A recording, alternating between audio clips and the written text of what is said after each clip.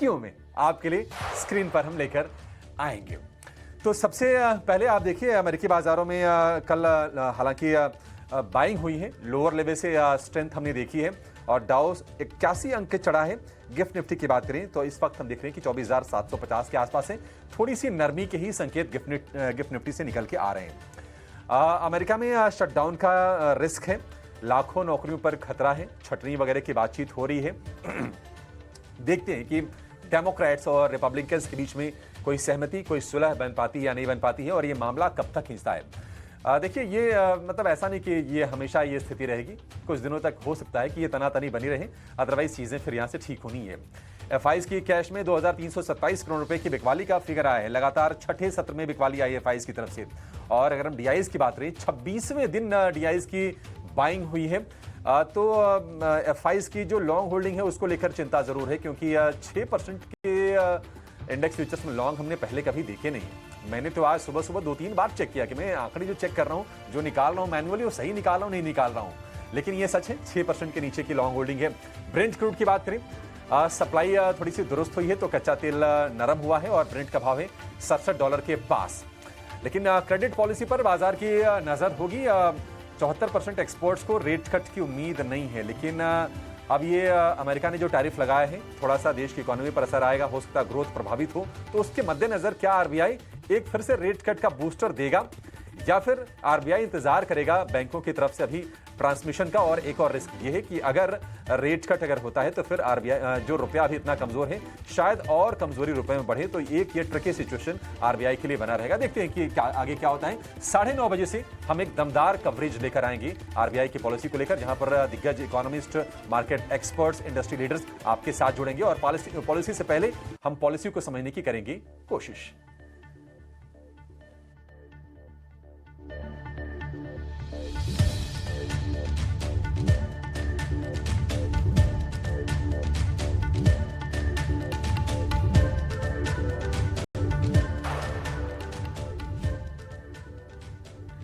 नमस्कार और सबसे पहले ईटी नाउ स्वदेश के सभी दर्शकों को, देवी और सज्जनों को नवरात्रि की ढेरों ढेरों शुभकामनाएं। हमारी यही बेस्ट विशेस हैं कि देवी माँ का आशीर्वाद आप सभी पर हमेशा बना रहे।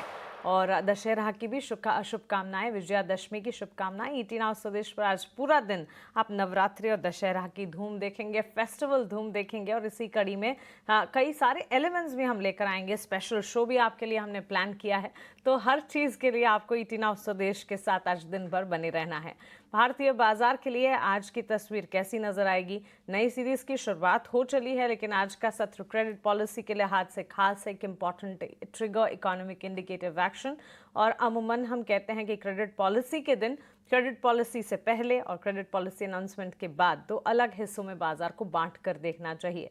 तो देखेंगे और समझेंगे कि आज मार्केट में कल के वॉलेटाइल ट्रेंड्स बरकरार रहते हैं या फिर तेजी की तरफ बाजार बढ़ते हैं। एक और एक्सपायरी सेंसेक्स की, इसका भी दिन है आज, तो आज भी वॉलेटिलिटी एंटिसिपेटेड है जरूर। और कल का दिन भारतीय बाजार में छुट्टी है, तो उससे ठीक पहले क्या मार्केट पार्टिसिपेंट्स कॉशियस हैं या फिर एक्शन दिखाते हैं, इन तमाम पर नजर रखेंगे। विदेशी बाजार के संकेत टच बेस तो किया हमने, लेकिन इसे विस्तार से समझना भी बेहद जरूरी है। इवेंचुअल इम्पैक्ट ग्लोबल सेटअप का डोमेस्टिक मार्केट्स पर भी पड़ता है। एट प्रेजेंट 22 अंकों की कमजोरी गिफ्ट निफ्टी की तरफ से इम्प्लाइड ओपन इंडिकेशंस अगर देखेंगे 24,756 के स्तर वहां पर पाएंगे। और एशियाई बाजार के साथ साथ यूएस के मार्केट्स की भी अगर बात करें, अभिषेक यूएस मार्केट्स लगातार 3 दिनों से हम देख रहे हैं अमेरिकी बाजार में मजबूती का ट्रेंड जरूर है, लेकिन इकोनॉमी के तर्ज पर जो चीजें नजर आ रही हैं, मुझे लगता है यहाँ बैठे अगर हमें कंसर्न दिखती हैं तो वहां बैठे नागरिकों को तो बड़ी कंसर्न समझ आती ही होगी। इकोनॉमी के तर्ज पर क्या कुछ हो रहा है, अब शटडाउन की बात हो रही है, क्या है पूरा मसला? मानसी देखिए, होता क्या है कि अमेरिका में हर साल ये होता है कि वहाँ पर जो फेडरल स्पेंडिंग होती है उसके लिए एक बिल को पास कराना पड़ता है, जो खर्चे होते हैं, जो सैलरीज बांटी जाती है। अच्छा, ये होता क्या किस चीज़ के लिए है? ये इसके चलते जो एसेंशियल सर्विसेज है ना उन पर असर नहीं पड़ता है। जैसे कि मान लीजिए सुरक्षा, डिफेंस से जुड़े मसले हों या फिर हॉस्पिटल की बात हो, जो भी ज़रूरी सर्विसेज हैं उन पर असर नहीं पड़ता है, मेडिकल वाली चीज़ों पर। लेकिन जो नॉन एसेंशियल सर्विसेज हैं उन पर असर पड़ता है। और इस बार भी ये रिस्क है करीब करीब 8 लाख फेडरल वर्कर हैं।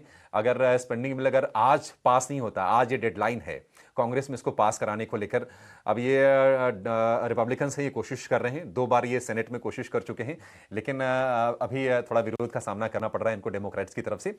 और अमेरिका के उपराष्ट्रपति जेडी वेंस, उन्होंने कहा भी था कि सहयोग करना चाहिए और उन्होंने आशंका जताई थी कि शटडाउन हो जाएगा। बाजार देखिए इससे बहुत प्रभावित नहीं होते हैं और लोगों की बात करें तो ये ठीक है, करीब 8 लाख लोग ही हैं जो डायरेक्टली इससे प्रभावित होंगे, जिनकी सैलरीज वगैरह जुड़े हैं, जिनके भत्ते जुड़े हैं। अदरवाइज बहुत ऐसा नहीं कि कोई तनाव की स्थिति है और बाजार इससे डीकपल्ड रहता है, बाजार इसको बहुत ज़्यादा तवज्जो देता नहीं है। अब इस बार थोड़ा मामला थोड़ा गंभीर इसलिए है क्योंकि अमेरिका में हम सुन रहे थे कि तमाम कॉर्पोरेट्स भी थे वहाँ पर जो अमेरिकी इकॉनमी में स्लो डाउन की बातचीत कर रहे थे। दूसरी चीज़ ये थी कि लेबर मार्केट में थोड़ी सी हम तनाव देख रहे थे। तो उस लिहाज से देखा जाए कि अगर सब चीज़ें थोड़ी सी ना डैमेज कंट्रोल हो रहा है, डैमेज रिपेयर अगर हो रहा है, तो उसको एक थोड़ा सा धक्का नियर टर्म में शायद जरूर लग जाएगा। तो उसके चलते थोड़ी चिंता थी, अदरवाइज कोई ऐसी बहुत चिंता की बात नहीं है। अब अमेरिकी बाजारों को आप देख लीजिए, वो भी इसको श्रग ऑफ कर रहे हैं, मतलब तवज्जो नहीं दे रहे हैं। पिछले 3 सत्र से तो डाउ जोन्स चल ही रहा है। शटडाउन का मतलब आप समझ जाइए, बाजार तो बहुत अच्छा बैरोमीटर होता है किसी चीज़ को, किसी चीज़ की गंभीरता को सेंस करने के लिए। तो कल हमने और ये भी देखा कि कल डाउ जोन्स जो था वो दिन की ऊंचाई पर जाकर बंद हुआ। नेस्डेक और S&P 500 में भी हमने इसी तर्ज पर कारोबार होता हुआ देखा और डाउ लोअर लेवल से करीब 300 अंक रिकवर हुआ, अल्टीमेटली 81 अंकों पर बंद हुआ।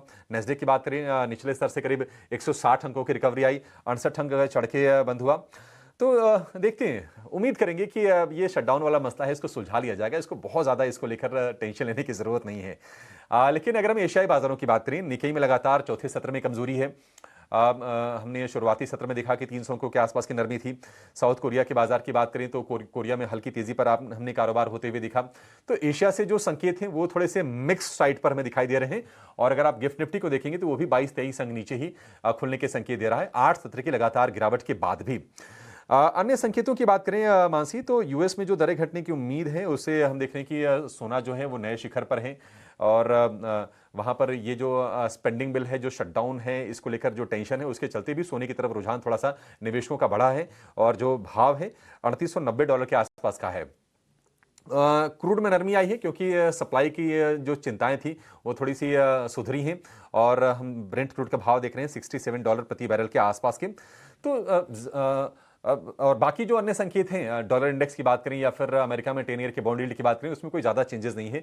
4.15% पर 10 ईयर के बॉन्ड यील्ड है और अगर हम डॉलर इंडेक्स की बात करें तो 98 के नीचे बना हुआ है। तो ये सारी चीज़ें हैं और गिफ्ट निफ्टी ये कमजोरी की क्लियरली एक वजह है मानसी, एफआईज का देखिए कन्विक्शन नहीं आ रहा है। एफआईज